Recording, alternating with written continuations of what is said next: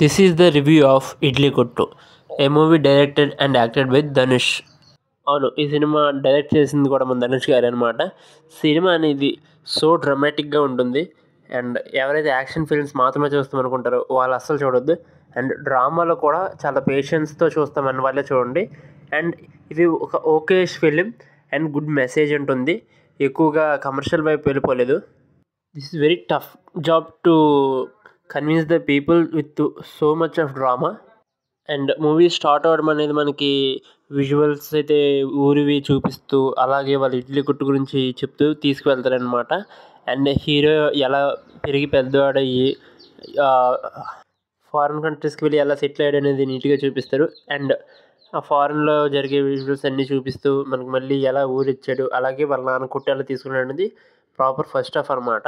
And మనకు ఒక్కొక్కరు క్యారెక్టరైజేషన్ని వాళ్ళకున్న మోటివ్స్ని వాళ్ళని బాగా చూపించారు. బట్ ఒక క్యారెక్టర్ అనమాట హీరోయిన్ వాళ్ళ అన్నది మరీ ఇందుకు అంతలా చేస్తున్నాడు అని ఒక చిన్న నీట్గా చూపిస్తే బాగుండు, మరీ ఓవర్గా చూపించేశారు ఆయన అయితే.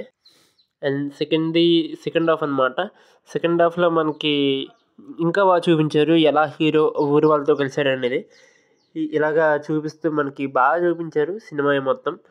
అండ్ టెక్నికల్ వాల్యూస్లో అయితే మ్యూజిక్ అండ్ సాంగ్స్ అబ్బే అంత గేమ్ అనిపించలేదు నాకైతే. బట్ విజువల్స్ అయితే ఓకే. అండ్ పెర్ఫార్మెన్సెస్ కూడా బాగున్నాయి.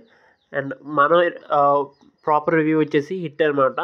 కిందకి లేట్ ఇక మీరు కూడా చూసేయండి, ఓటీటీలో అవైలబుల్గా ఉంది.